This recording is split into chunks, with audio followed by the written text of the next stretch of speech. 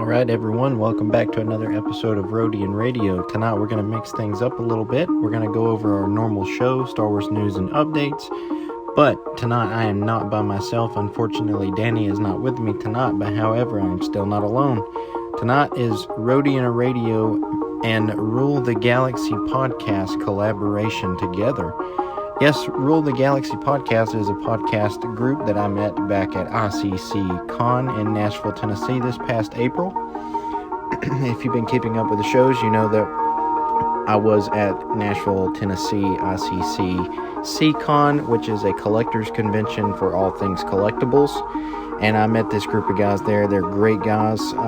They have their own Star Wars podcast, and we thought it would be great to get together and do a show together. So we're going to go over all the Star Wars updates and news and just talk Star Wars as a whole group. So just sit back, enjoy, and thanks for checking us out here at Rodian Radio.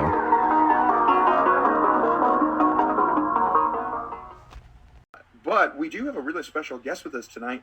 Backtrack, many of you know a couple months ago we were at the ICCC, not the ICCC, but the ICCC in Nashville. Had an amazing time, got to meet some, more than just, see some cool panelists and see some really cool merchandise. One of our favorite parts was that we actually got to meet other Star Wars podcasters, not just from the Midwest, not just from the East Coast, but from all across the different country. And, we may be in different locations, but like you all listeners, we're united by our love of Star Wars. And one of the booths that was in the same vicinity as our booth was a podcast called Rodian Radio. And we're trying to remember how many hours we sat in that room and just watched people do podcasts. But it was a long time, and we got talking and got to know Chase over at Rodian Radio a little bit more. And we're excited to have them on with us tonight. So Chase, welcome, man. Glad to have you on the show with us. Man, how are you doing? I'm doing great. Glad to be here. I know we've tried to schedule a few times, but hey, we're here now, so ready to talk some Star Wars news. We got a lot of stuff that we could talk about since Kenobi's wrapped up, and got some Bad Batch, unfortunately, delayed scheduling for Bad Batch Season 2, which that's probably what I was most excited for. But there's my kid. I don't know if you can hear him. But yeah, hey, I'm doing good. You're safe among friends here, man. That's it. Like 2 or 3 weeks ago, I was telling you before, I tried to host a show, and about 15 minutes before I texted the guys, I said, "There is no way this is happening. These little hellions, there's no way." I will tell you, he's a huge Star Wars fan. He loves Grogu. That's his favorite. Come on, man.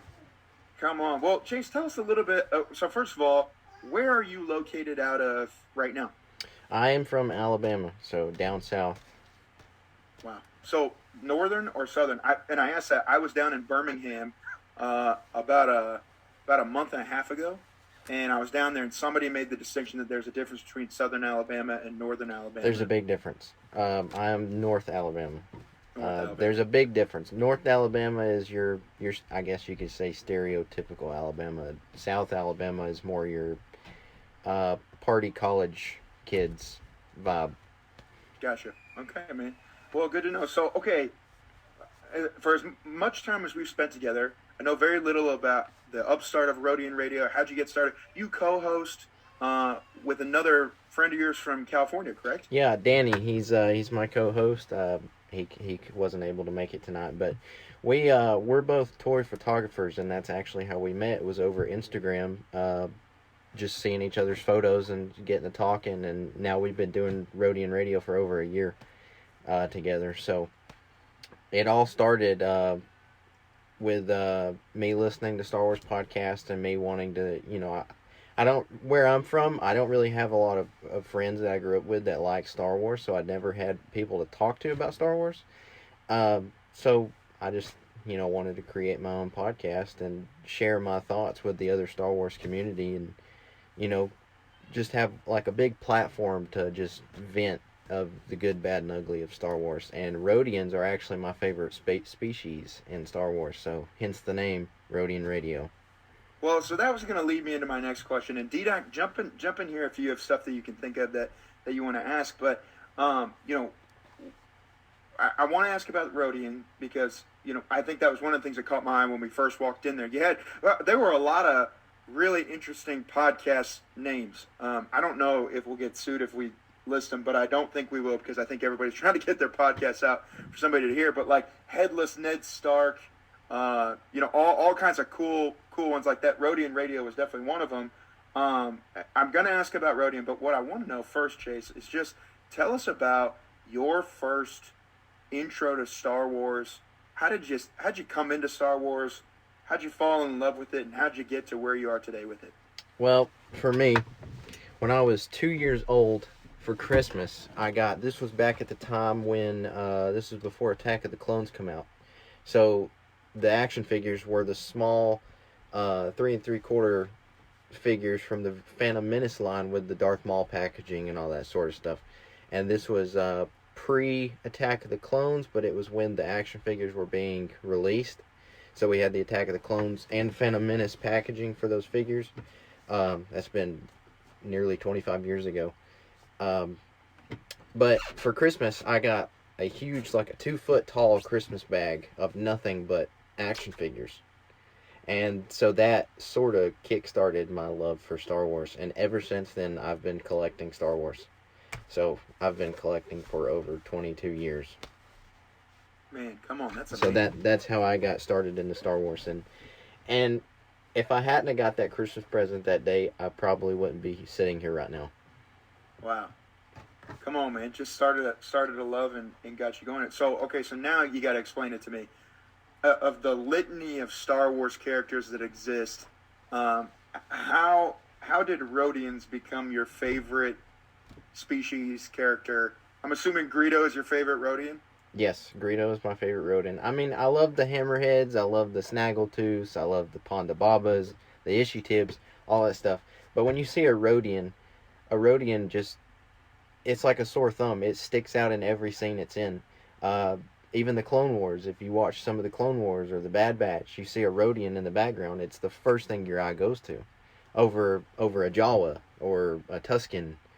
And I just love the concept of Greedo's outfit. Like, the turquoise pants, the brown vest, and you gotta love the language that they speak, man. The Rodian, the sound of their voice, they're just fascinating to me. George Lucas is such an amazing creator. Yeah, for real. Well, okay, so I'm curious then, with Greedo being one of your favorite characters in Star Wars, we've probably talked about this ad nauseum on this show to a degree. So if you're listening and you're like, man, I can't believe they're bringing this up again, you can just suck it and get over it because we're going to talk about it again. But really, D-Doc, did I just tell our listeners to suck it? I apologize to everybody out there. It's been a long day, y'all. You know what? So Chase, very first intro to Greedo, he gets blown away by Han Solo. Help me understand your emotions regarding that scene. And although we have it from George Lucas's mouth, who shot first? Well, Han only shot. I like it. Han only shot. But I do like to... I'm the type of person that likes to... Because the Star Wars fan base now, it's so divided, and it's just full of micro fans, is what I call them. It's just people who just nitpick everything out of Star Wars, whether it's good or bad. But if you watch that scene, the McClunky that came out of the new re-release that they did for... right before the Phantom Menace came out on Disney Plus, they've got the special edition, it's got McClunky in it, which the original didn't. And I don't know why, but McClunky has turned into such a controversy through the Star Wars fan base, and I have no idea why. But if you translate that in Rodian, it means this is the end for you, which it fits that scene pretty well. But as you said, who shot first? Han only shot in the original version. But in the new special edition, they both shoot at the same time, but Greedo misses. That's a pretty bad shot to miss from that close proximity. And also, what a convenient translation of, you can't understand another word he says. McClunky is very clearly said, and it just so happens that means this is the end for you. Well, what is he? And Sebulba. Mustafar? What is this? Sebulba says it in the pod race scene when his pod racer explodes. Does he? Yeah, or in one scene in the Phantom Menace, Sebulba says it. And then, if I'm not mistaken, it was said in the book of Boba Fett. So it's yes, it was. No, it was Mando season 2. The post credit scene with Boba kills Bib Fortuna. Bib Fortuna says McClunky. That's right. Now that you say that, wow. Okay, I stand corrected. Apparently, it's used more than one time in Star Wars canon, and so we have it there. We got a bunch of different questions that we ask guests when they come on. D-Doc, what do you got, man? Well, I'm just thinking of the word McClunky now because I just always look at his mouth moving and just figure that he's talking a ton of crap to Han Solo. He just says, "I'm done with this crap," and just shoots him, So that's pretty much what he says.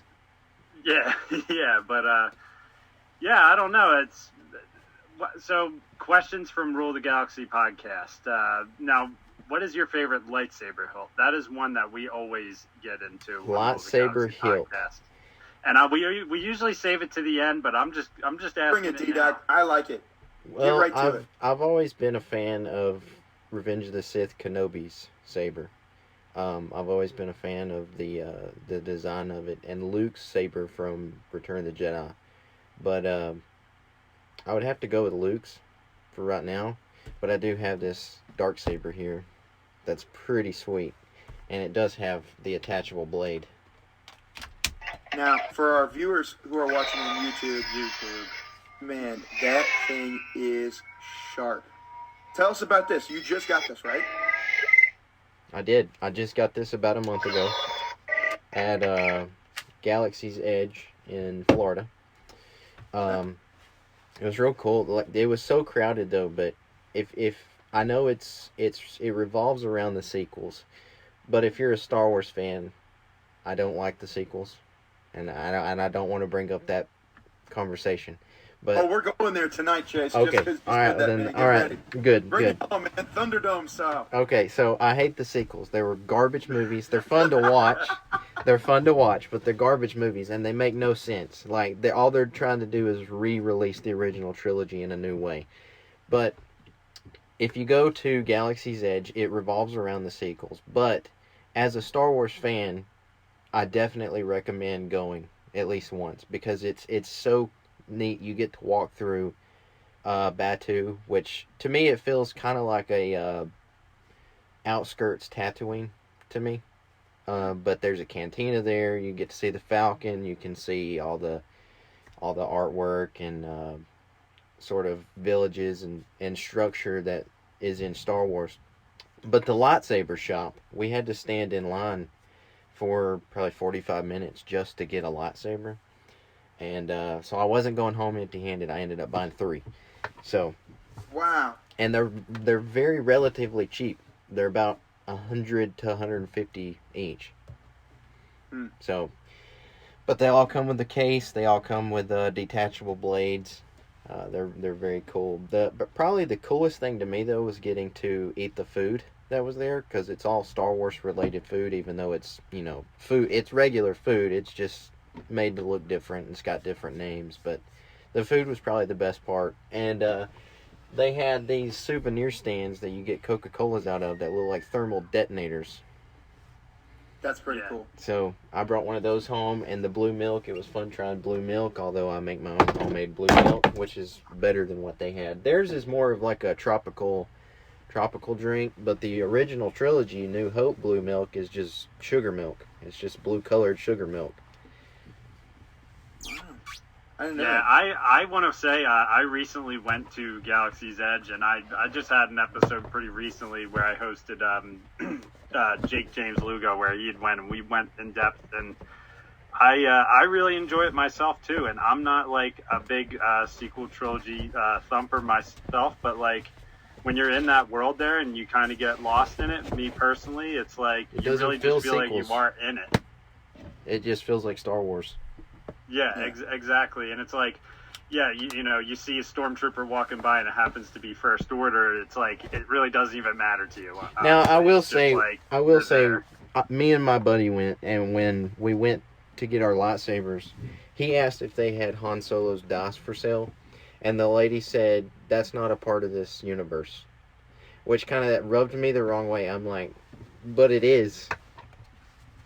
Whether it's sequels or not, it's the same universe. Yeah, the dice are in the sequel. Yeah. Oh Yeah. man. Yeah. They're hanging from the thing, from the Falcon's cockpit. What do you mean they're not? Oh yeah, that would frustrate me too. That would be. I've told the story before. I won't tell it again. But man, those kind of incongruities, those drive me nuts. And it's good. Okay, so we got another one that we ask people when they come on. Of all the movies, which is the one you go back to over and over and over and over again? Return of the Jedi. Return of the Jedi. Why Jedi? Jedi was probably the one that I'm most attached to because I seen it at the time when I was able to understand what I was watching. Outside of the prequels, where I grew up with, the original trilogy is always going to be my favorite. But Return of the Jedi, we got Luke as a Jedi, we got Vader showdown, you got the Emperor. The first time we see Scout Troopers, you got Ewoks, Jabba's palace, Boba Fett. Just, it's all nostalgic for me, but it's my favorite movie. And I know a lot of people give it crap because of the Ewoks, but I have no problem with the Ewoks. I'm like, it's Star Wars. It works. I got a buddy, Chase, that he I know him through the church that I go to, and he says Dr. Kyle, and he says the only good Ewok is a dead Ewok. And no. I give him crap for that all the time. It broke my heart. Awesome. It broke my heart seeing the Ewok that died, and then the other Ewok kind of like try to wake him up. Yep, he was dead. He ain't getting up. He's gone. Man, that's awesome, Chase. Well, Chase, we'll keep talking a little bit more and get to know some more. So I'm sure being a podcaster, your takes will come up even as we jump into some stuff. But I would love to jump into some just news that's happened in the last couple of weeks, and just kind of there's plenty of stuff to talk about throughout. And I want to start with one of the ones that you mentioned, and this is where I'm going to need to be brought up to speed a little bit. But you were mentioning the Bad Batch delays that have happened yet again.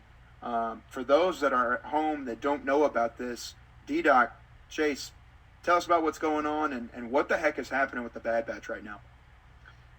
All I know is that I saw a post that it was on Disney Plus's September schedule, and now it's just no longer there. There's been no talk of it or anything. It's just no longer there. And Chase might know more than me on that, but I just know that it kind of did a little disappearing act from the schedule.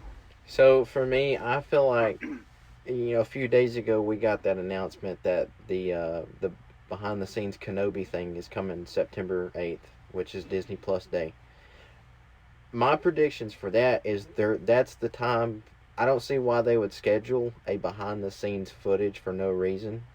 I feel like they're going to announce a season 2 with that behind the scenes footage. But with them taking Bad Batch season 2 and delaying it, but we're still getting Andor around the same time, it makes me wonder if they've got a secret project that they're announcing to take place after Andor, and that's why they've pushed Bad Batch. Because Bad Batch and Andor are supposed to premiere about the same week. Interesting. I don't think I knew that. That'd be because Andor is September 21st. That's correct. I believe so, yes. We get the first 3 episodes. Which got that pushed day. back because it was going to be August 31st. And yeah, Bad Batch was supposed to release first. So I speculate there's some sort of secret project that they're just going to like shove in there real quick and then pick up with Andor. Who knows? It might be some short. It might be like the droids thing that they've been working on. Interesting. Chase, you said that was the one that you're the most excited for. Tell us about that. Why of all the projects that are coming up, Bad Batch Season 2 is the one that's got you most hyped? Clone Wars, man. It's all nostalgic for me. I believe Season 2 of the Bad Batch is going to be almost as good as Clone Wars Season 7. Wow, that's a big prediction. I feel like it's going to be right there on the same vibe. Bad Batch Season 1 was good, but it left a lot of unanswered questions and a lot of plot holes and story arcs that they didn't really explain. But with Season 2, Dave Filoni is a genius, man. If Dave Filoni has anything to do with Season 2, we're going to see cameos like crazy. Mace Windu, we're going to see more of the Rebels. And, Dave Filoni likes to tie everything together in very clever ways. And that's the one I'm most excited for, because you can do more with animation than you can do with live action. Yeah, I get that. I'm excited for it in the sense that to your point, if they left a lot of questions unanswered, I feel like they were working towards connecting the prequels with the sequels, with that whole cloning. The amount of times they went back to, we're stealing away the Kaminoans to, work on the cloning more, and they just kind of left it ambiguous and didn't really answer any of that. To me, Joe on the show has always talked about how could there be an animated show in between the original trilogy and the sequels that would kind of tie together, and make the sequels better, kind of like how Clone Wars, when it first started, was a good show, but then it became awesome when it helped connect the dots between different parts of the timeline. Could there be something, and could this cloning thing be the start of them kind of gearing up for something like that? Well, I will tell you, I have my own. There's a 30-year gap from Jedi to Force Awakens. There's a ton of story there that nobody really knows outside of the Mandalorian and Book of Boba Fett stories. This is a perfect opportunity for Dave Filoni and Jon Favreau to put their heads together and say, hey, look, we've already got Luke. We've got the technology to do Luke. We had Luke in multiple episodes of live action. We've got all the stuff here. I don't see why they would set up in that episode of the Book of Boba Fett Luke starting his school just for them to introduce it and then not mention it. This is a perfect opportunity for them to tie in Luke's beginning school and introduce young Kylo, maybe a CGI Han, Leia, a Chewie. In that 30-year time jump, there's a lot of story there to tell. Plus, we have the Ahsoka series. My predictions for the Ahsoka series is we're going to see Reva become like a gray Jedi. And we're going to see Ahsoka meet back up with Luke and it explore more of Luke's school. I feel like that would be the great way to go about this time period that they're in. But then again, it's Disney. If Disney was smart, they would realize their money is in the prequel trilogy right now, because people who grew up with the prequels are the same age of people who grew up with the original trilogy when the prequels came out.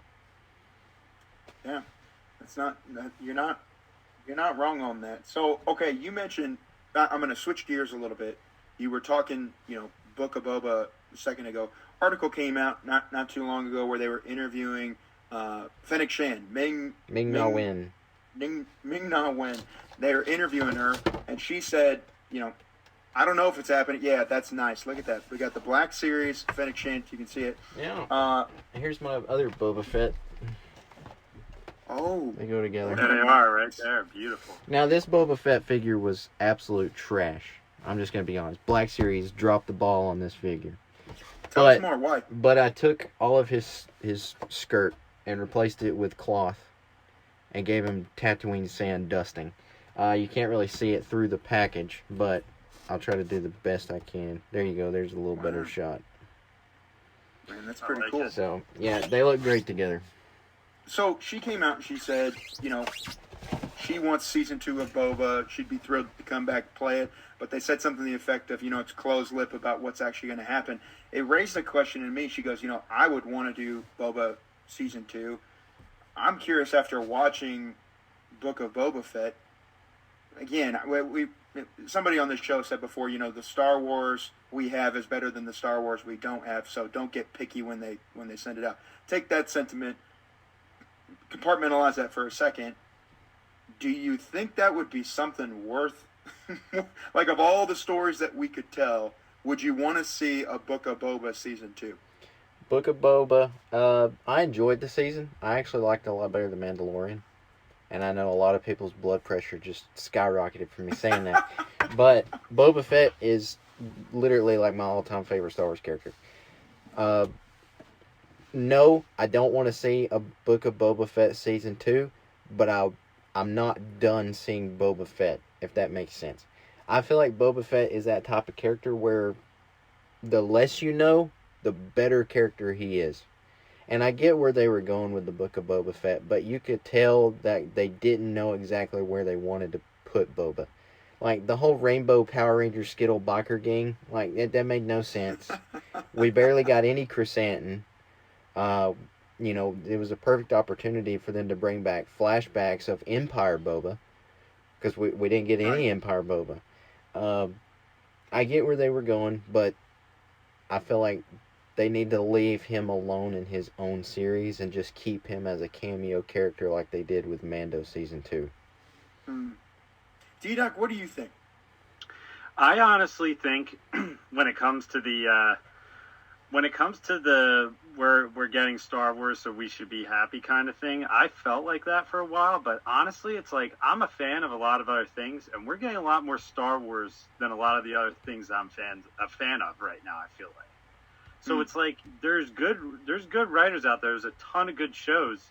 It's like, I mean, I would like to see a second season of Book of Boba Fett, but the problem is they're probably like, I guarantee that there's people at Disney who maybe didn't like the way that the series went and would feel bad if they came back with a season 2 and said, yeah, we're going to get a different director. Yeah, we're going to get a different writer or whatever, because the tone's already been set for that season 1. So Right.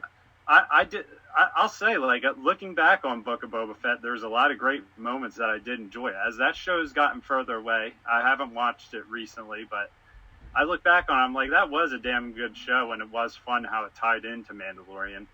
I don't know. We'll see, I guess. But, I mean, to me, I'm getting to the point where I think it's okay to be a little bit critical with this stuff, because it's like we are getting a decent amount. We're getting a decent amount of content now, and I guess things can get a little washed down when you're getting more. Everything might not be that banger that you're looking for. But I don't know. I've been getting a little more critical of Star Wars lately. I used to not be critical of it all, kind of. And I don't know. Sometimes I'm watching like, I wish this didn't happen. I don't know. I get that. You know what? When I read that, I went and found that article when Joe sent it, or I clicked on it, read through it. I had this weird check of, I don't know if I want that. And the more I dug into it, I thought, I do want it if we don't try to make him the good guy of the story. You know what I'm saying? Like, I felt like everything in season 1 had a little bit of a twinge of this weird, like, redemptive arc. And part of me is like, just let the dude be bad and let him go, like when he did the whole, Jabba ruled through fear, I plan to rule through respect. A little part of me was like, no, I want you to rule through fear. That's kind of like, I want a Star Wars Godfather, kind of like that's, I would love to see it if it kind of went to that. And I don't know. I felt like the Book of Boba on its own was so good, but it felt like it was okay, we finished The Mandalorian. We got to keep the hype going. This was such a great character reaction when we brought him in for The Mandalorian. Let's see where this goes. Kind of to your point, Chase, we didn't really know where to land the plane. So, again, if it's Star Wars, I'm going to watch it. There's a very high chance. Even the Lego Star Wars Vacation, right? That was I'm great. watching that. Because That it's was Star great. Wars, I'll watch it. It was great. My 2-year-old loved it. He thought it was great. It was great, and when you see Boba Fett come in with Slave 1, the Book of Boba Fett theme song starts playing. I don't know if you caught that. Yeah. But I look at it as it's called the Book of Boba Fett. So it's like you're watching a book. That's how I look at it. Yeah. Speaking of the Lego as well, they did show Luke's training academy in that a decent amount as well. Back to that Luke Skywalker Training Academy, dropping off little Kylo at summer camp with Uncle Luke, You know what? I watched it with my kid, too. I've been really happy with, like, they did the Christmas special one, and I thought that was so much fun. It was great. The Halloween one that they did, and what I like is I feel like they do such a great job of poking the things that they know all of fan culture is poking. It's because it's not canon. That's why they do it. Yeah, but it's still, to me... But I love it. It's funny. The best part in the Christmas one is when all 3 Kenobis meet each other. And they're all like, hello there. So good. So good. Speaking of Obi-Wan behind the scenes, kind of the making of September 8th coming out. D-Doc, I know you've talked a ton about the volume and talked about, your love-hate relationship with the volume, and let's get back to actually filming outdoors, which we will talk Andor because I want to talk about that. We got some stuff to talk when it comes to that. I'm curious for you though. What are you excited to see how they did? What are the things that you're like, man, I don't really care? Like when it comes to this September 8th one, what are you excited for, and what are you just meh? For this, I'm not looking forward to it because I've already seen the photo of Anakin wearing his Revenge of the Sith outfit in it, where they totally cover it up with a cloak and you only see like half of his face. And I'm like, I said it in the group text, I think I'm going to see stuff that like was either dropped or whatever. And I'm just going to be like, I wish they did that in this show. Like there's don't get me wrong, I'm not a hater or anything, but as Kenobi's gone on and I've thought about it more, and I've thought about some of the other shows outside of Star Wars that I've watched since then, I can't help but to feel like I wish that I enjoyed Kenobi more than I did, honestly. And Yeah. maybe that's just me. I'm not putting that on anybody else. It might just be my own feelings towards it. But I mean, there's things I wish they did, but I'm still very excited to see Ewan McGregor in behind the scenes, and the two of them interacting with each other and what went into it. I mean, I still have a ton of respect for the people who made the show and everything. So I am excited to see that part of it. Yeah, Chase, what about you, man? Well, all I can say, if I was in control, it would have been fan service nonstop. We would have had Darth Maul, we'd have had Vader.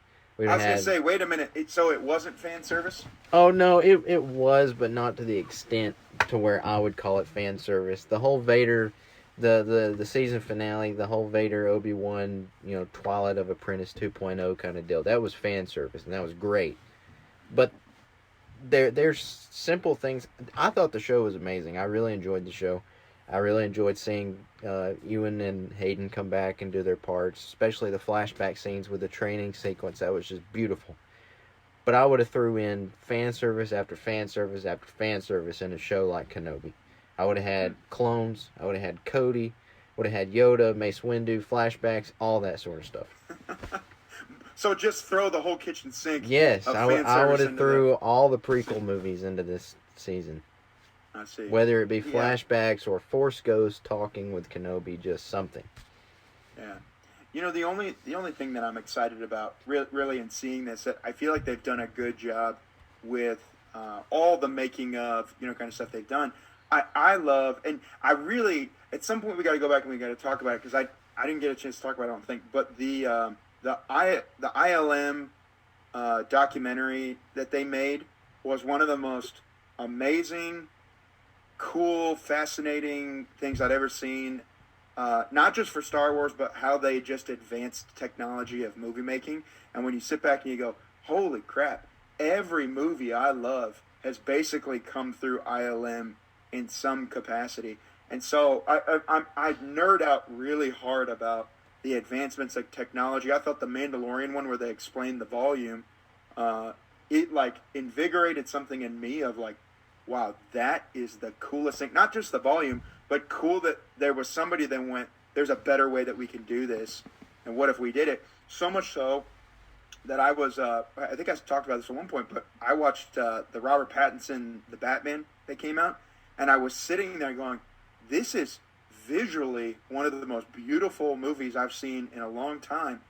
I bet you they used the volume on this. And then I Googled, and sure enough, they shot almost that whole movie in the volume, and there's like an HBO behind the scenes, how they did it. And for me, that is where I just like, I love Star Wars when it's pushing the edge of like creating new technology. Now, I'm not assuming that will be here in Obi-Wan, but I also love just seeing how they reinvent things and think of different things. And there's a part of me that dies a little bit inside, because I'm like, oh, it's not real, and you made this in a soundstage somewhere in Southern California. But at the same point, I love it, and I think it'll be cool. So Disney Plus Day is September 8th. Yes. And now with Andor, I don't think they used the volume too much, because that one was shot overseas. It was not in the United States.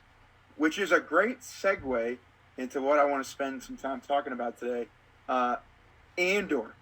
We are, man, when we're shooting this, we're a little less than a month out from Andor coming.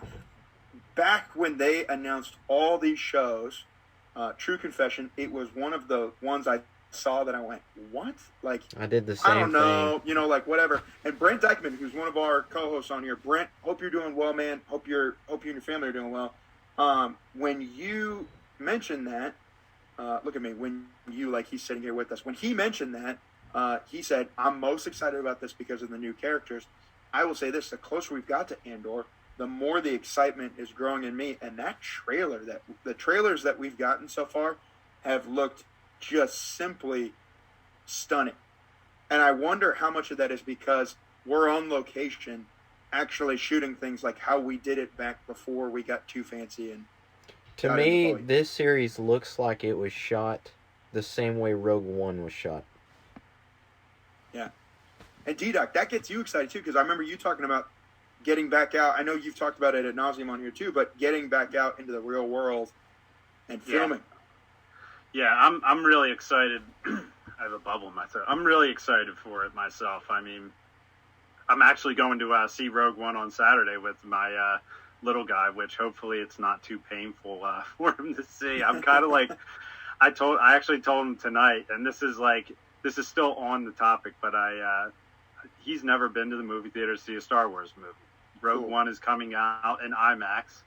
And I'm like, I can't pass up the opportunity to take him to see a Star Wars movie in the movie theater, because when are we getting another Star Wars movie in the movie theater? Which they're also showing an exclusive section of Andor, apparently, either before or after the film. Really? Which is pretty exciting. Yeah.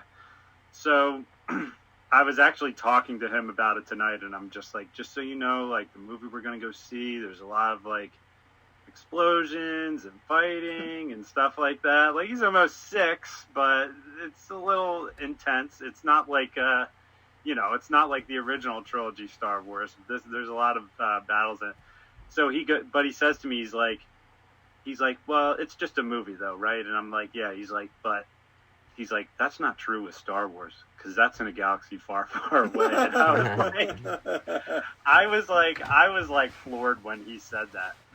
Just because if me and him ever watch Star Wars, which I don't feel like I've fully ever gotten that, like, let's watch Star Wars, and he's fully absorbed everything yet. He's really close. But he always asks me to read the beginning to him, the scroll in the beginning and everything. So I'll say, in a galaxy a long time ago in a galaxy far, far away. So he's taking that quite literal. I'm just worried about Borg Gullet. I think he's going to be a little freaked out by Borg Gullet. You know what? Sit close, get good snacks. That's where you introduce a new snack, and you go, "Oh, hey, yeah, don't look at that. Just look at the look, Sour Patch Kids. Here you go, man. You got some." Yeah, I'm gonna blame Joe, because Joe said he threw Joey into the fire, so that's what I'm doing with my little guy this weekend. Me too, man. If you think Rogue One is extremely explosive now, I don't know if y'all know this or not, but back when they were wanting to shoot that, the director that they had, I don't think it was working out for him, so they got rid of him and they brought Gareth Edwards in. They told Gareth Edwards, I want a Star Wars war film. Yeah. Gareth Edwards made them a war film, and they said, this is too much. So just imagine if we got an actual war film with Rogue One. If I'm not mistaken, I did see reports on the one that he created. It was borderline Saving Private Ryan Star Wars war film. Sheesh. I think Gareth Edwards was also part of Saving Private Ryan too. If I'm not mistaken, I think he had a hand in that movie too. So just imagine if we got a Saving Cassian Andor movie.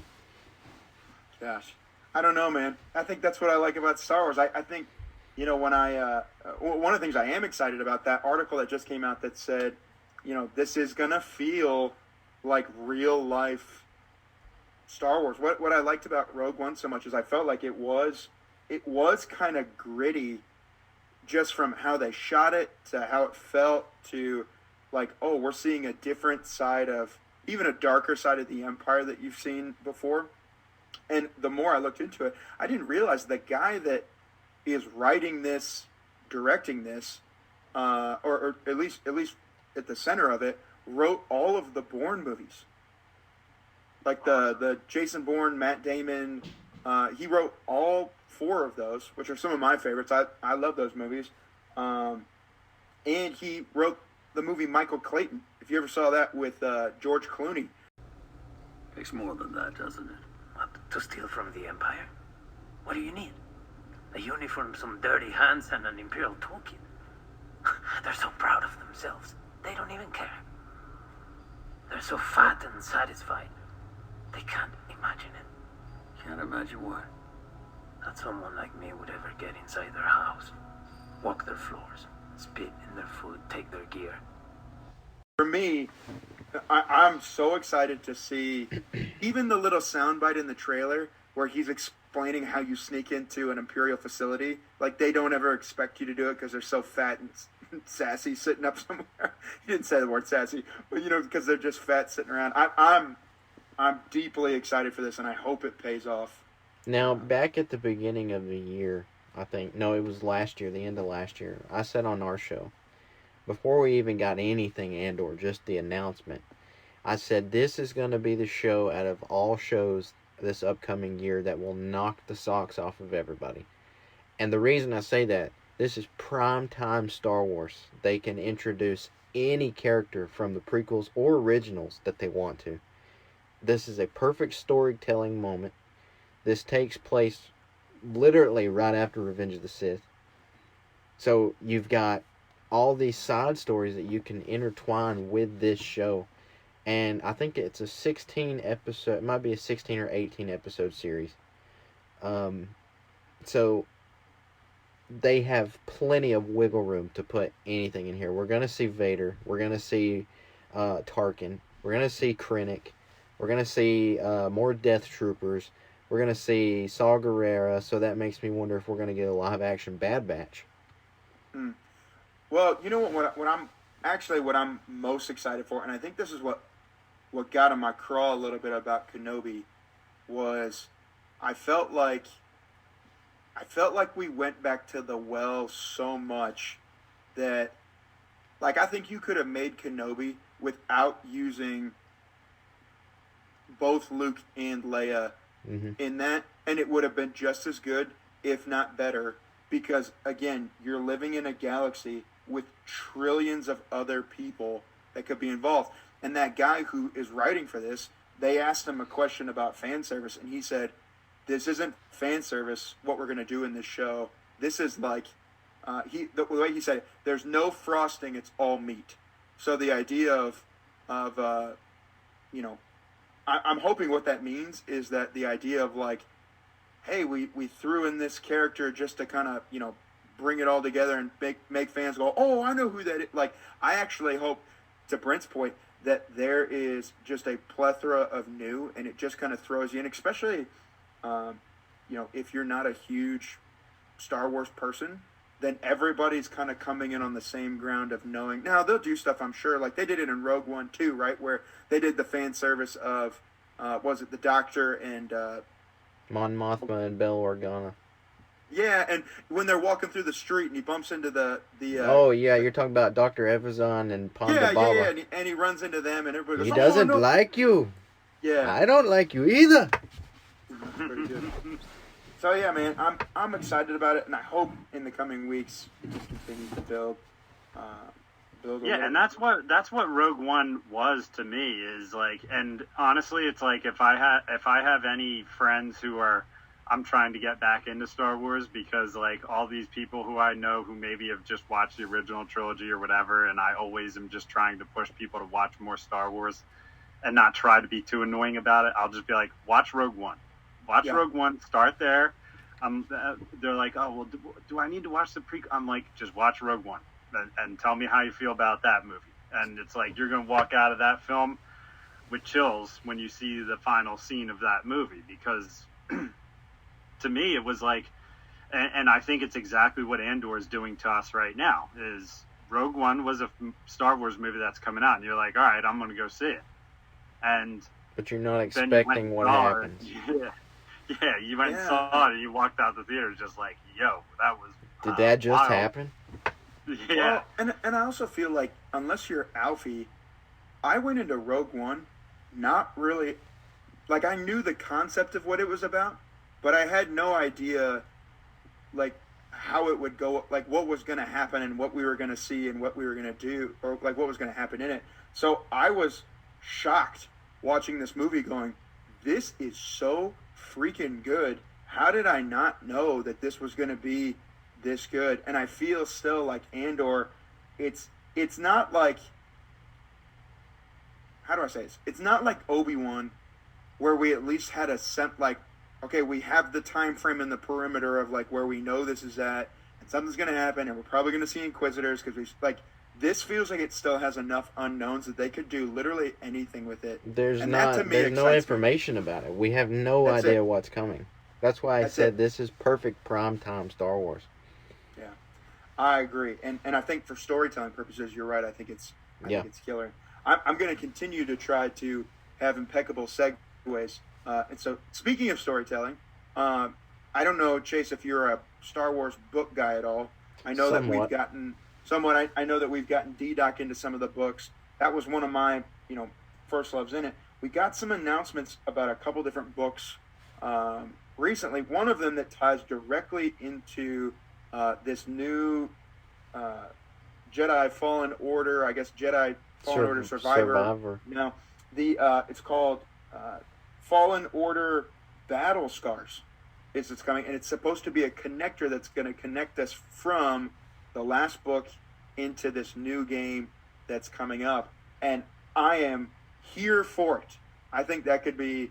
I have no clue what it's about. No information. It's coming March of 2023 is when they say it'll be. Do you guys know if we have a release date yet on that video game? I could look it up here real quick, because I think they might have a date. Not so sure though. Gotcha. I personally love when they do this crap. It gets me excited, and when they pay it off and they do it right.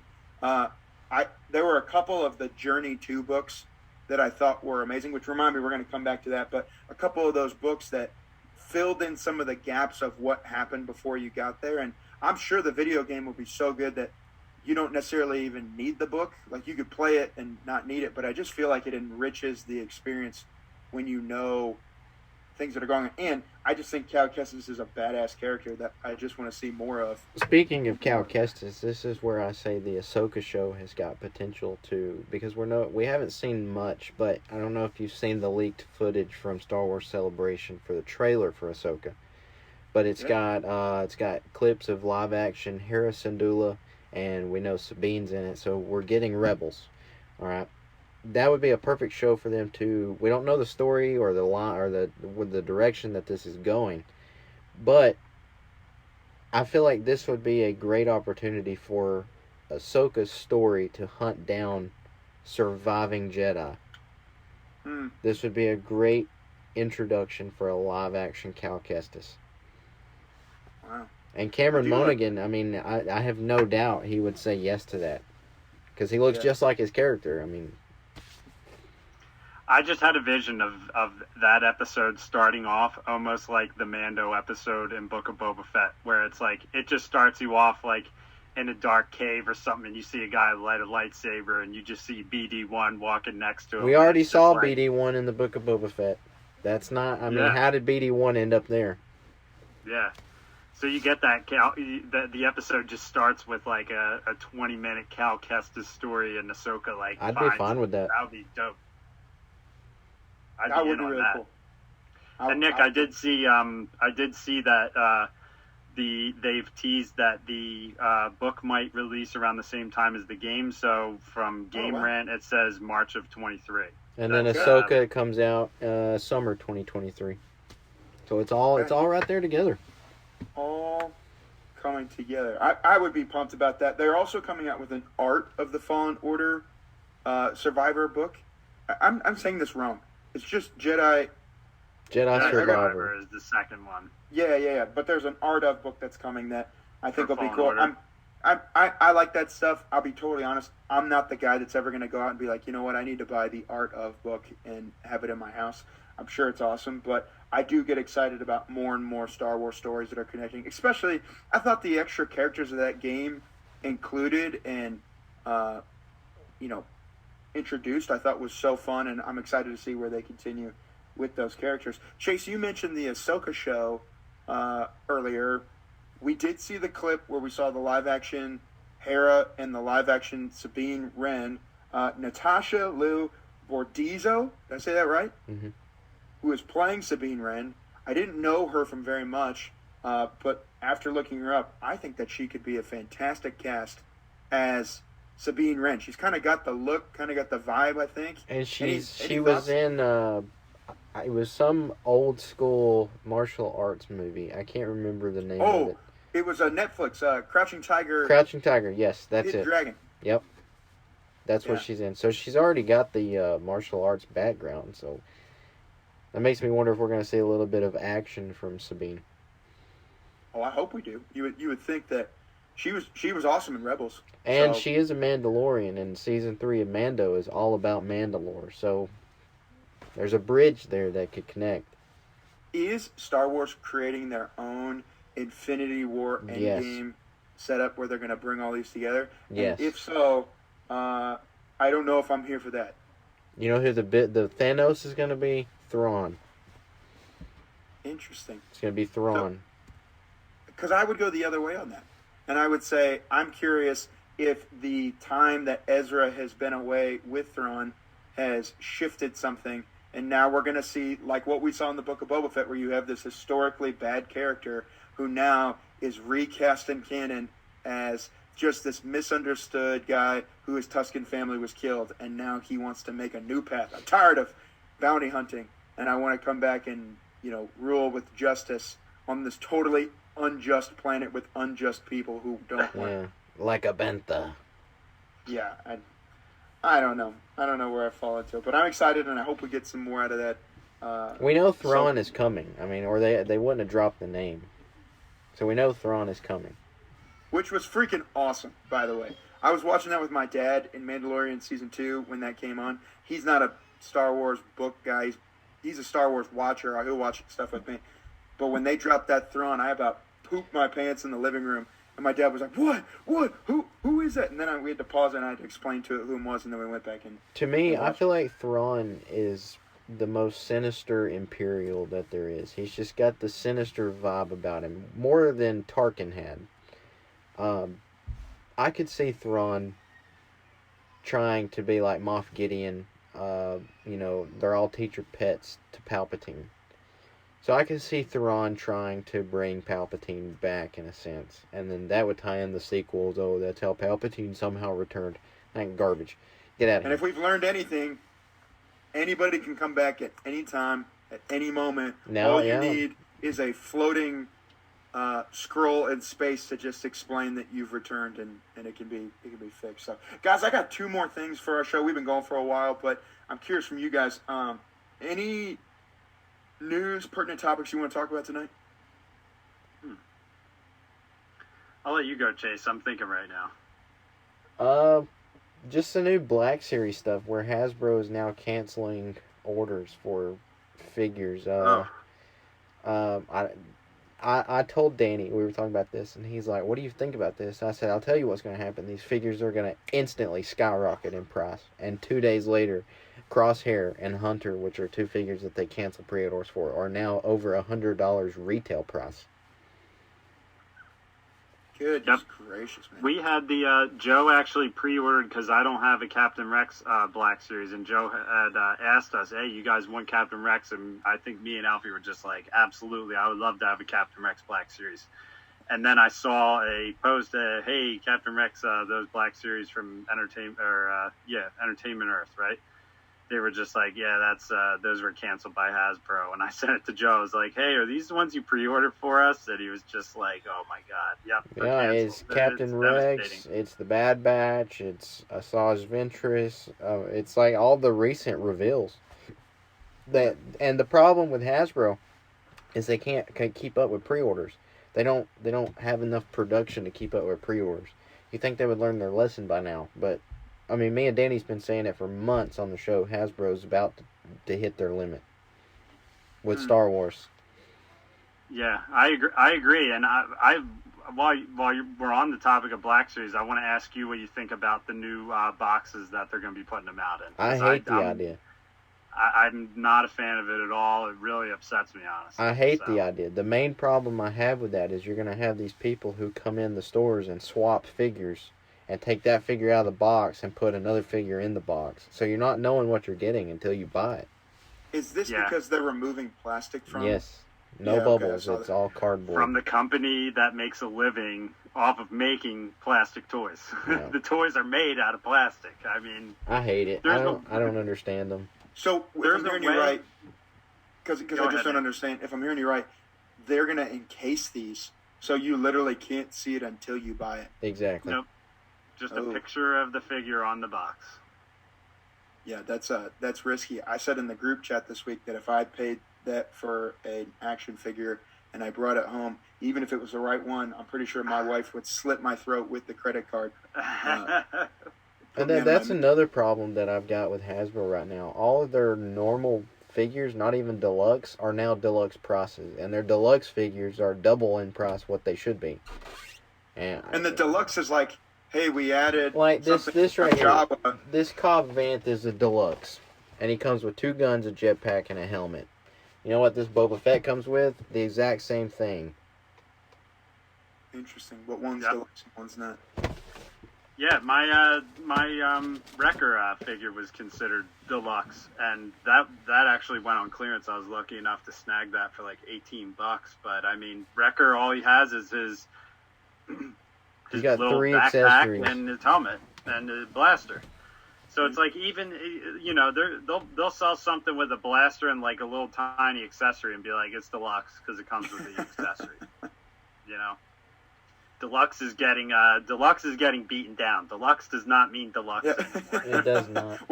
It's inflation. It's watering down all of what deluxe is. Yeah. But at least Lego told you. Hey, we're just raising our prices because of whatever, which their prices raised astronomically. Legos are outrageous.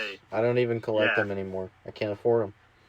They boosted sets like the you might not be able to see it, but I have the Darth Vader helmet up in the corner over here, and I got that for, I want to say, $55 or $60. I saw it for $80 the other day. I'm just like, oh my god, thank God I got it when I did. But yeah, the problem with Black Series switching to these cardboard figures is someone could buy it, and if they're good at, you know, getting that tape off, they could get it, take the figure out, put a different figure or nothing inside of it, and return it to the store and just be like, oh, this isn't what I meant to buy. You get your money back for it, and there's no way of telling what's inside of it. You could put a rock inside of it if you really wanted to, and then someone might be the poor soul who goes and buys it and opens it up and has whatever. I mean, you need at least a little small window. Like, you don't need to just go zero window at all. And that's another thing. Give me at least some visual. For in-box collectors, as you can see, you know, I keep my figures in the box. What's the point? Yeah. I mean, that's no different than a poster on the wall, in my it's opinion. almost no different than not buying it. Yeah. Because you you can't can see it. just You put a know what I'm picture saying? of Like, it. at that point, I'll just look at it on my computer, man. Like, you know, like I can't see it anyway. And true or false, maybe what may stop that, though, is the draw is that they remain in the box, right? Mm-hmm. But it Yeah, seems and like it's it's really- like chicken and the egg. Yeah, I just hope that whatever happens on the market really just gets them to just be like, we need to do something where you can They see need to lose something. the license. Yeah. Because they're not having any problems with Marvel or G.I. Joe. I mean, those figures are pumping out left and right. Is that a demand thing, though? Like, are people busting down the door for Marvel? I'd People say collect some those. people are, yeah. Really? Okay. I just am out of the toy world, so I don't know. I can't afford it. So Yeah, I'm and I getting see there. like McFarlane will pump out figures with, like, McFarlane has the DC you know, IP and everything, and they'll do like The Witcher and some other things like that. But like, there's other companies out there that are putting out figures with like incredible boxes. Like, I'll tell you one thing: the horror figures. Like, I'm not a horror movie guy at all. NECA. Yeah, they put out some incredible stuff where it's like, they'll do like Terminator or It or Jason, Halloween, stuff like that, where I'm looking at these figures just like stocked up, and I'm just like, I wish this company was doing Star Wars. And they've got it figured out too. Their boxes, they got they got the no bubble boxes, but they've got the Velcro strap where you can open it up to actually see the figure. So you got the best of both worlds. Yep. So trust me, it really upsets me. I mean, we'll see what happens, but it definitely upsets me. Yeah, before you know it, D-Doc's back shelf is just going to be a wall of black boxes. You won't even be able to see what it is. It's just. I've seen it. I've seen it with Marvel. I've seen some of them already with Marvel, and I look at the box, and I'm just like. And what's the prices, the point? I haven't bought a Black Series figures for a little bit right now because I'm looking for them to go on sale, because I'm like, I can't. Like, I love the oh my god, I'm like blanking on his name right now. I can't even think of it, but I can't even believe I'm blanking on his name because we've talked about him multiple times in this episode, from Rogue One and Clone Wars and everything. Forrest Whitaker. Saw Gerrera. Yeah, Saw Gerrera. I can't believe I just blanked on Saw Gerrera, but his figure is incredible to me. I love it. I saw it in the store. It's $31, and I'm just like, I'm like, if I'm going to spend $31, I'm going to save that up and put it towards like the Lego ATT, which is going to be like $150. It's hard to collect right now, man. It's hard. It's hard out there. It's crazy. Well, hey, let me give you one more topic tonight, and I figured we'd end on this one. Happened this last week. John Boyega comes out in an interview or wherever it was saying that he has no interest in being in Star Wars again. And can't blame him. That was literally where my head was, Chase, of like, the first thing I read it, I was like, yeah, duh. Like, and the other thing that it made me do was it made me deeply sad about the state of what it's like to make new Star Wars right now, where, Chase, you mentioned earlier the fan base being divided. I imagine that plays a large part into him not wanting to come back. Yeah. I also think so it was the other one we didn't talk about, but it's pertinent to this, is the Mark Ruffalo, Ewan McGregor back and forth, where Mark Ruffalo comes out of left field saying, if you watch Star Wars, it doesn't matter what they call it, you're going to get the same thing over and over and over again. And in Marvel, we've got these young directors that are now bringing, all this new to Marvel. Now, I don't think Marvel's got it all figured out either, because I feel like Marvel's cannibalizing itself to a degree. Marvel is too woke for me, as they say now. They just throw in subtle little, like, I don't know if you watched She-Hulk yet. I've not watched any of it. So the first episode literally has She-Hulk saying that she can control her anger because she's a strong, independent woman. Like, who cares about that? I want to see Hulk rage. Like, I don't care. Now, I don't care about that. Probably some strong, independent women that are listening to Rule the Galaxy that are fist bumping. Yeah, I don't have a problem with that. My problem is this is a superhero show. Like, this has got nothing to do with superhero. So come back to our point where we were sitting on. We have Mark Ruffalo, who says this. Ewan McGregor says, well, I don't want to be a part of Marvel because I'm already, a part of this beautiful Star Wars universe. At the same point, you have these poor directors, just with the amount of directors you've seen jump ship from different things or that they've parted ways on, that, to make anything that pushes any sort of boundary or edge is really difficult in Star Wars right now. And so one made me go, yeah, I don't blame him for not wanting to come back. At the same point, it did make me a little sad about the current state of Star Wars. Yeah. And just the amount of scrutiny that goes into every single thing that is made. It just, I don't know, it felt like a little like just a glimpse again into, the machine and kind of what it is. Other thoughts, other takes, I'm curious when you rate that. I feel like fans are just not fans anymore. Like, I feel like everybody feels like there's nothing wrong with having an opinion, but I feel like everybody nowadays is entitled to their opinion and their opinion only. And I'm just here to watch Star Wars or Marvel. Like, I don't care about political views or any of that stuff in these shows. I'm here for the characters and the story. I don't care about real world problems in these shows because they're not real world shows. That's how I feel about it. Yeah, I agree. I mean, you just want to have that escape from the real world and everything. And yeah, it did make me sad with John Boyega because, like, this might sound a little bit stupid, but it's like when I watch these Lego like things, they bring in, you know, Finn and Ray and Poe and everything, and their characters are a lot of fun in that, you know. And I'm like, I feel like these guys almost did better justice in writing to the characters than the sequel trilogy did. Yeah. Totally. Because they just know how to make it fun. They know maybe what the characters should have been. I don't know. Obviously there's a ton of jokes and it's all a lot of satire in that. But it's like I just wish that John Boyega could have been a part of something where he had some damn good writers. And I mean, I always had this vision of like them coming back and making some kind of badass show with him training, and you know, with Ray in a different light as well and everything. Like I think it could have been pretty cool, and I'd like to hope that if Disney ever throws a bag at John Boyega, he kind of has a second thought about it. You know, if he can pick up that lightsaber and come back into Star Wars as a possible Jedi in training or whatever. But yeah, it did make me sad. I mean, it's like we run a podcast. We like to talk Star Wars, and I'm active on Twitter, and it's like you see what is said on there, you see what happens, and there's people who are just extreme fans. Like, I'm a Rey fan. If you say anything bad about Rey, I'm going to go full attack mode on you, and I'm going to tell everybody to go full attack mode, whatever. You know, it can get a little wild out there. Like, I'm fine with Rey. There's things about the sequels I didn't like, but that's just me. I'm not telling you shouldn't love it because you love it. I'm happy you love it. There's things I love. I love the Eagles. Some people hate the Eagles, you know, like for football.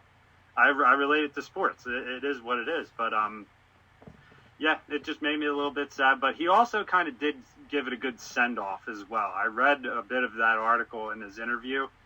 And he did really kind of just say, like, I'm at peace with what happened with that, and, you know, I'm good to ride off in the sunset, and I see other people going into Star Wars who are doing good stuff, and, you know, whatever. It's just a shame that it's like Star Wars, him being a part of a Star Wars trilogy could be like a bad memory almost. You know, it's hard to comprehend. Well, and I'll say this too, maybe as the final piece on it. Nothing is done until the fat lady sings. And so, I mean, just go back to 2005 and you think about if you had told Hayden Christensen, hey, you want to come back and do some more Star Wars? He probably would have punched you in the face if you had said, you know what I'm saying? Like, no, he would have been like, I don't want to be, he would have. That doesn't work out here, Hayden, all right? Yeah, like it would be bad. And then, man, you fast forward, 17 years, and he goes to Celebration, and it's like the prodigal son has returned, and you get about this much of him, you already said it, D-Doc, with his face half covered, and all of Star Wars fandom loses their collective crap because he's back, like we got him back, and then you see him as a very old, disheveled looking Padawan, which is a whole nother thing we got to talk about at some point. But, he kind of looks old and disheveled. But people lose their minds and they're like, it's back to what we thought it was going to be. And, and so I just say that to go, he can say whatever he wants about not wanting to come back. But I do think that the sway of the fan base is cyclical. And so things seem really bad. We don't like it. We don't get it. Time does heal some wounds on that. And I wouldn't be shocked if, it's the Tobey Maguire, Andrew Garfield, Spider-Man in No Way Home, right? Yep. Which collectively, those movies were good, but they've faded into obscurity, and then they bring them back, and it blows the boxes off, or the doors off the box office, because people freaking love nostalgia. It's like I said earlier, the people who grew up with the sequels are now the age of the people who were kids during the original trilogy. And the people who are growing up with the sequels in 20 years will be our age, and they feel about the sequels the way we do the prequels. Yeah. It's just And John it's just a Boyega can loop. shuffle himself out there on screen, and people will love it, man. They'll be, Oh yeah, 20 years from now we're gonna get the spin-off series or whatnot about stormtroopers, and Finn's gonna be a character, and everybody's gonna Children go of the crazy. Stormtroopers and how they, made it back. And, Children of the Force or something like that, because now apparently all stormtroopers are Force sensitive. yeah, and they'll pay off Captain Phasma as well too, and they'll rectify. What all a waste things. of a character! That was such a waste of a character. Everything will come back, and there will be no more crying. And I feel like the biggest ripoff of the sequels was Hux. In The Force Awakens, his character, you thought, I hate to say this, but this is the World War II Hitler of Star Wars. I got those vibes from this guy, and, he's sinister. This is the new Imperial. And in the next two movies, he's like sidelined. Yeah. He turned into satire in those did. movies. Yeah. And for me, there's not many gingers in Star Wars, so I was excited to possibly have a badass ginger character who the crowd might have hated, but whatever, But yeah, then you had Poe making your mama joke towards him. Or it doesn't work with Star Wars. You know what though? You were redeemed, D-Doc, with Cal Kestis. Exactly. Come on, the ultimate Jedi. He's my hope. Yeah. All throughout, actually referenced in one of the books in the Brotherhood book as the red-haired Jedi. So, yeah. Really? Oh, yeah. They do. I haven't done Brotherhood. They do yet, a so quick little. Anakin and Obi-Wan are walking through the temple, and they say hello to. What's his master? Gerald. I forget his master. I'm blanking. You know who I'm talking about. They reference him and his red-headed Padawan. Beautiful. I love it. Come on, man. There's representation for you in Star Wars, my friend. I love it. So, hey, guys, final thoughts. Chase, it's been so great having you on the show, man. Final thoughts as we close up from you.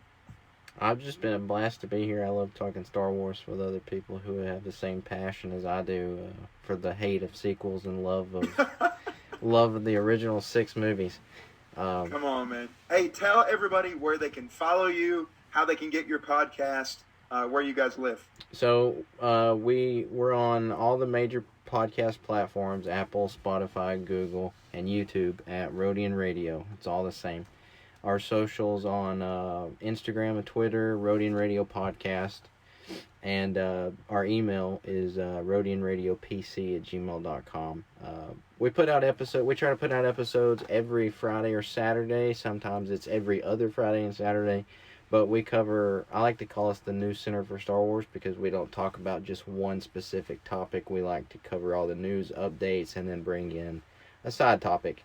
Like, for example, one of our past shows we did, we had all of our listeners send in questions, and that was our main topic, is we just answered all of our listener questions. So you can find us anywhere on Instagram, anywhere on Twitter, YouTube. So, yeah.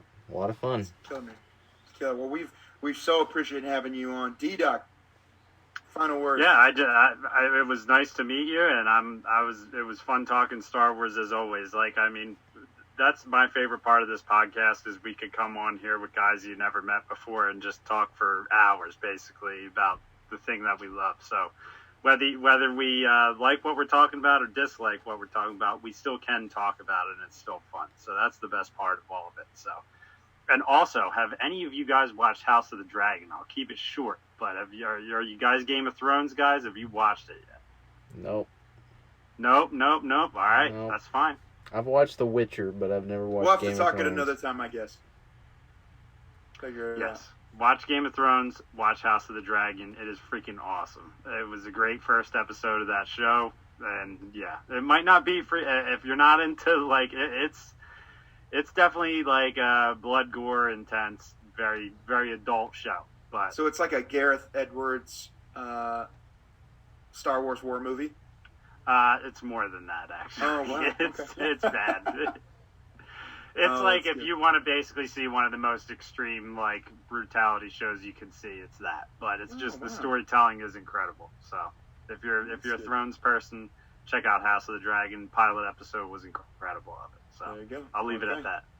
All right. Well, friends, it's been so great being with you. Thanks so much, D-Doc and Chase, for being on the show today. And for everyone who's listening, thanks so much for jumping on and giving us another go. I know there's lots of Star Wars podcasts that you could choose from, really great ones, but we appreciate you taking the ride with us. And, hey, I didn't do this at the beginning. I'm going to do it now. Follow us. If you don't follow us on Twitter, at Rule the Galaxy SW. We have a Instagram page, at Rule the Galaxy SW. You can email us, rulegalaxysw@gmail.com. And we have a YouTube channel as well. D-Doc, tell them where they can hit us up on TikTok as well. You can get us on TikTok at Rule the Galaxy Podcast, which I've been slacking a little bit for a week or so, but I'm getting back to putting content on there. So Rule the Galaxy Podcast, that's it on TikTok. We got some good stuff on there, show clips, toy collecting. The guys send me stuff in, so it's a fun little short clip area where you can find us. Excellent, excellent. Well, guys, we hope you have enjoyed the show. We look forward to be getting back with you on more stuff. Lots of great Star Wars stuff coming that we just can't wait to talk about. So that's all for now. Until next time, may the Force be with you. All right, thanks guys for checking us out. Again, go look up Rule the Galaxy Podcast. They're a great Star Wars podcast. Real fun guys to talk to. Check us out. Thanks for hanging with us. Want to give a quick shout out to our sponsors here, Dr.